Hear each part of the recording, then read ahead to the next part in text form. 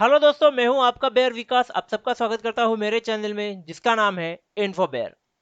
दोस्तों, आज हम बात करने वाला है गवर्नमेंट के हवाले से। एक न्यूज़ आई हुई है कि कोल इंडिया जो है अभी प्राइवेट प्राइवेट नहीं बोल सकता, मोनोपोली सेक्टर जो है वो नहीं रहेगा उसमें, और भी प्राइवेट कंपनीज को एंटर करने के लिए जगह दी जाएगी गवर्नमेंट की एंड से। तो जो भी अभी तक मोनोपोली हो रही थी कोल इंडिया की, वो पूरी तरह से खत्म हो जाएगी।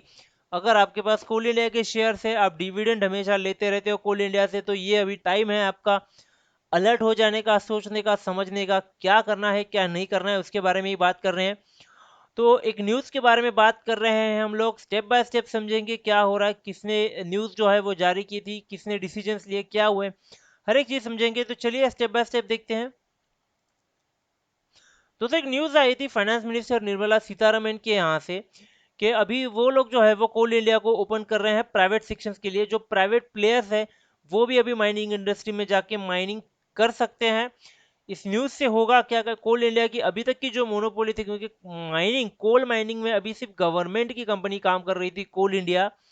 तो आज से, या अभी से, आज से नहीं बोल सकते, आने वाले कुछ समय बाद, क्योंकि एक्शंस जो है वो डिक्लेयर हो चुके हैं, प्रोसीजर भी स्टार्ट हो जाएगी बहुत ही जल्द। हमें यहाँ पे प्राइवेट सेक्टर कंपनीज जो है वो दिखेंगी काम करते हुए कोल इंडिया के साथ में। अभी जानते हैं कोल इंडिया का थोड़ा सा एक बैकग्राउंड देख लेते हैं। दोस्तों देखिए, कोल इंडिया एक basically Indian state owned coal mining refinery and mining company है। दुनिया की सबसे बड़ी कोल इंडिया, कोल इंडिया जो है वो दुनिया की सबसे बड़ी कोल माइनिंग कंपनीज है। सॉरी, महारत्ना है पब्लिक सेक्टर यूनिट की, गवर्नमेंट की। इंडिया में लगने वाला ओवरऑल 82% कोल जो है वो कोल इंडिया से प्रोड्यूस होता है। तो अभी इसी से अंदाजा लगा सकते हो कि कोल इंडिया कितनी बड़ी कंपनी है और कितनी बड़ी मोनोपोली यहाँ पे आज तक कोल इंडिया की चल रही थी। ओके, अभी ये न्यूज़ देखिए, गवर्नमेंट को अब तक क्या लगता है कि कोल इंडिया के रहने से, सिर्फ एक कंपनी के रहने से या मोनोपोली रहने से, जो एक पोटेंशियल होता है कंपनी का या माइनिंग इंडस्ट्री का, कि उससे कुछ जो चीज़ें निकाली जा सकती, जितनी माइनिंग होनी चाहिए थी या हो सकती थी, उतनी अभी तक हुई नहीं है। इसलिए हमें जो है अभी भी कोल के लिए अदर कंट्रीज पे डिपेंड रहना पड़ता है, वहां से हमें इंपोर्ट करना पड़ता है।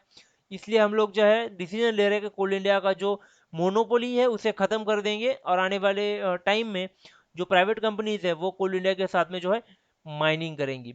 यहाँ पे और एक मैं आपको चीज़ बताता हूँ, देखिए हमारी जो रिक्वायरमेंट है, उस रिक्वायरमेंट को फुलफिल करने के लिए कोल इंडिया तो काम कर ही रही है, जबकि हमें 200 मिलियन टन जो है कोल जो है वो बाहर से इंपोर्ट करना पड़ रहा है, जबकि दुनिया का तीसरा सबसे बड़ा कोल रिजर्व जो है वो इंडिया में है। तो आप एक अंदाजा लगा सकते हो कि हम लोग कितना कोयला जो है अभी भी इस्तेमाल कर रहे हैं, और हमें अभी भी इंपोर्ट करना पड़ रहा है। तो इस एक पोटेंशियल को एक्सप्लोर करने के लिए गवर्नमेंट चाहती है कि अभी कोल इंडिया से ये पूरा काम हो नहीं रहा है, तो प्राइवेट सेक्टर्स को जो है वो चांस दिया जाए इस सेक्टर में आने का, और ये सब काम करने का, कोल माइनिंग करने का और जाके मार्केट में बेचने का। पीसी पारेख जो है फॉर्मर कोल सेक्रेटरी थे, तो उनका एक कहना था कि ये जो अभी गवर्नमेंट जो कर रही है मोनोपोली हटाने का काम, ये 16 साल पहले ही गवर्नमेंट को कर देना चाहिए था। जबकि जब ये पीसी पारेख सर जो थे ये इलेक्ट होके आए थे 2004 में एज ए कोल सेक्रेटरी, तो तभी इन्होंने ये शायद प्रस्ताव रखा होगा, बट इस पे कोई एक्शन नहीं लिया गया। बट अभी जो है इमीडिएट एक्शन लिया गया, और इमीडिएटली निर्मला सीतारमन जी ने जो है 50 कोल ब्लॉक्स जो है, 50 माइंस इसे बोल सकते हैं, वो इमीडिएटली प्राइवेट सेक्टर को देने का डिक्लेयर भी कर दिया है। तो एक्शन जो है काफी फास्ट हो रहा है। पारेख सर को और एक चीज लगती है कि उनको एक छोटा सा चीज सता रही है कि कोल इंडिया ने ऑलरेडी 150 जो कोल माइंस है जो अच्छी है वो खुद के लिए ऑलरेडी रख चुकी है, और जो खराब 50 माइंस है वो शायद, जो रिजेक्टेड वंस, वो शायद जो है वो प्राइवेट सेक्टर को दी जा सकती है। बट वो यहाँ पे कह रहे हैं कि भाई अगर आपको अच्छा पोटेंशियल चाहिए मार्केट में से, तो जो इक्वल डिस्ट्रीब्यूशन होना चाहिए, सबको प्रॉपरली अच्छी खदानें दी जाएंगी, ताकि कोल जो है प्रॉपरली वो अपना काम करेगा, माइन कर सके, और ये जो गैप है 200 मिलियन टन्स का, ये फुलफिल करके इतना कोल हम लोग निकाल सके ताकि हम लोग उसे एक्सपोर्ट कर पाए। पारेख सर और भी कहते हैं कि भाई अगर आपको लगता है कि यहाँ पे प्राइवेटाइजेशन हेल्प कर सकता है, तो आप इंटरनेशनल कंपनीज को भी, जो इंटरनेशनल माइनिंग कंपनीज है बड़ी बड़ी, उनको भी आप एक चांस दो इस जो रिफॉर्म हो रहा है सिस्टम, इस सिस्टम में एंटर करने का, और 3 से 4 ही कोल इंडिया की साइज की तरह की कंपनी, जो कि बड़ी बड़ी कंपनीज होंगी, उनको अब चांस दिया जाए इसमें माइनिंग सेक्टर में आने का, ताकि अच्छी माइनिंग हो सके और ज़्यादा मेस वहाँ पे क्रिएट ना हो छोटी छोटी कंपनीज को लाके। 4 बड़ी कंपनीज बहुत ही बड़ा ऑप्शन है, बहुत ही अच्छा ऑप्शन है कि भाई जो ट्रैक करना होगा गवर्नमेंट को उसके लिए भी ईजी हो जाएगा और ज़्यादा मेस नहीं होना चाहिए वहाँ पे। अभी ये काम किस तरह से होगा, प्राइसिंग मैकेनिज्म या कोई ऐसी चीज़ जो है वो फिक्स नहीं की हुई है, गवर्नमेंट ने बहुत अच्छे तरीके से इसे हैंडल किया हुआ है। गवर्नमेंट चाहती है कि रेवेन्यू शेयरिंग मैकेनिज्म पे जाए, प्राइस आप खुद डिसाइड करो, बट जो भी रेवेन्यू होगा उसका हिस्सा जो है वो गवर्नमेंट को दिया जाएगा।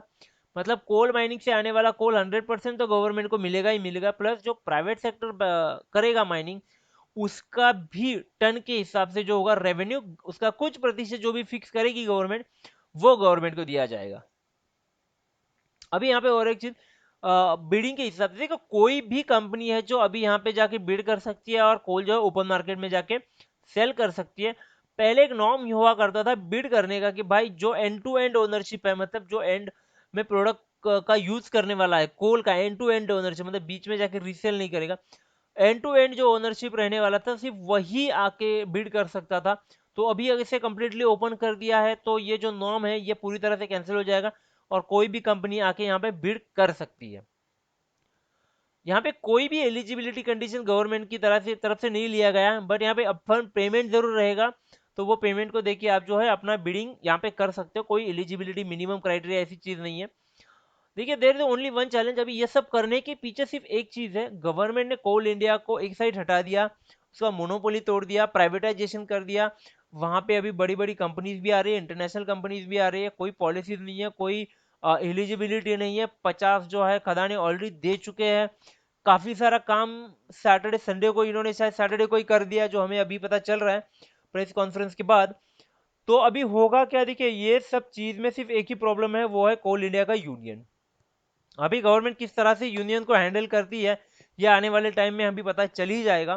पर ये सब चीज़ों के चलते यहाँ पे देखो कुछ चीज़ें होंगी दोस्तों, कोल इंडिया के यहाँ पे उसके इन्वेस्टमेंट्स पर क्या इफेक्ट पड़ सकता है। एक तो पहली चीज़, अभी जो हो रहा है, जैसे लास्ट टाइम वेदांता का भी हुआ था, अभी कोल इंडिया का हो रहा है कि भाई जो जो ट्रस्टेड कंपनीज है जिसमें हमने डिविडेंड के लिए पैसे डाला था, अगर प्राइवेट कंपनीज कोल इंडिया के साथ में काम करने आ जाती हैं तो पहले तो कोल इंडिया का रिटर्न ऑन इन्वेस्टमेंट है वो कम हो जाएगा।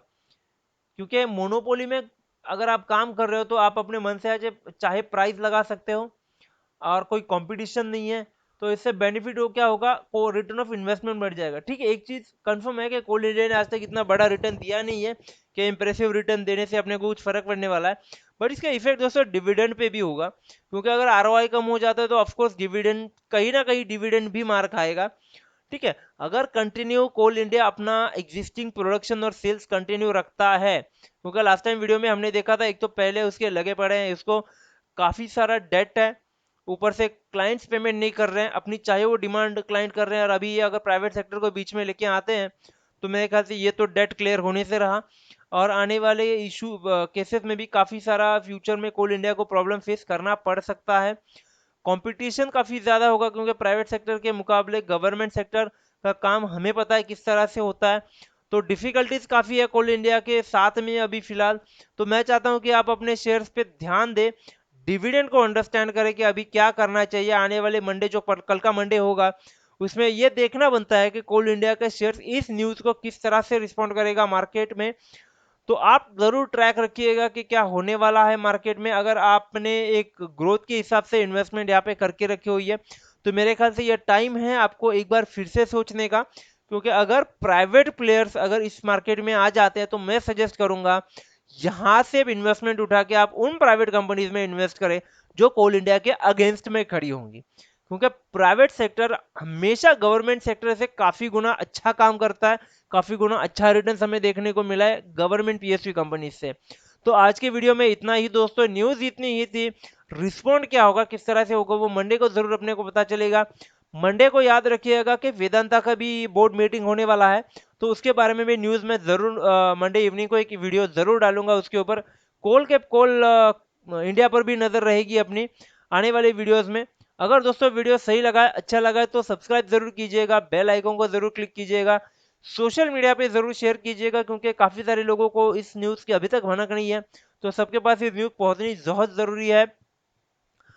और दोस्तों यहीं पे आज का वीडियो फिर खत्म कर देते हैं, मिलते हैं मंडे इवनिंग को। Thank you very much.